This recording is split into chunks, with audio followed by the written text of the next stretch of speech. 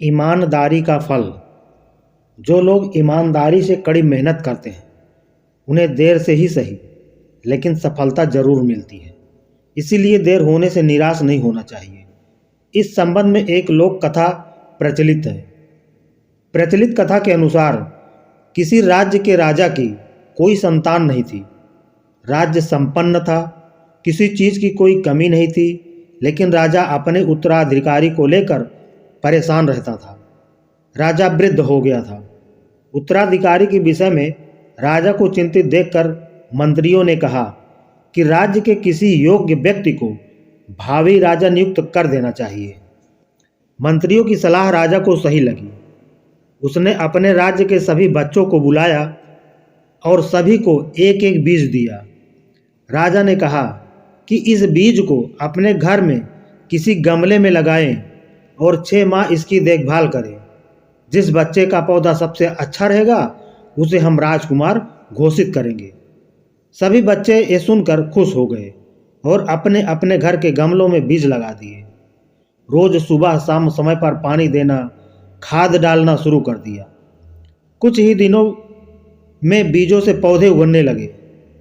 सभी बच्चे अपने पौधे की अच्छी देखभाल कर रहे थे। राज्य में सिर्फ एक बच्चा ऐसा था जिसके बीज से पौधा नहीं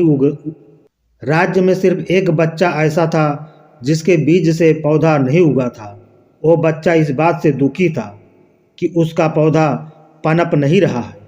अन्य बच्चे उसका मजाक उड़ा रहे थे। 3 महीने बीत गए। सभी बच्चों के पौधों में फूल आना शुरू हो गए, लेकिन उस बच्चे के गमले में पौधा नहीं उगा। बच्चा रोज सुबह शाम पानी देता, खाद भी डालता, लेकिन पौधा नहीं उगा।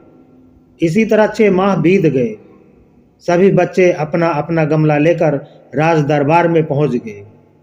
जिस बच्चे का बीज नहीं उगा था उसकी माँ ने कहा कि अगर तुम्हारा बीज नहीं उगा है तो भी तुम्हें यही गमला लेकर राजा के सामने जाना चाहिए। बच्चा उदास था, लेकिन उसमें राजा के सामने सच बोलने का साहस था। इसीलिए वो ऐसा ही गमला लेकर राज दरबार पहुंच गया। राजा ने सभी बच्चों के गमले देखे। अंत में वे उस बच्चे के पास पहुंचे जिसके बीज से पौधा नहीं उगा था। बच्चे ने राजा को बताया कि मैंने पूरी ईमानदारी से कड़ी मेहनत की है, लेकिन ये बीज नहीं उगा। राजा ने सभी बच्चों से कहा कि मैंने आप लोगों को जो बीज दिए थे वो सभी बीज खराब थे, उनसे पौधा उग ही नहीं सकता था। राजा ने आगे कहा कि आप सभी ने मुझे धोखा देने के लिए अपना अपना बीज बदल दिया है। सिर्फ इस एक बच्चे ने कोई छल कपट नहीं किया और इसमें सच बोलने का साहस भी है। राजा वही बन सकता है जिसमें सच बोलने की हिम्मत है और जो किसी लालच में छल कपट नहीं करता है।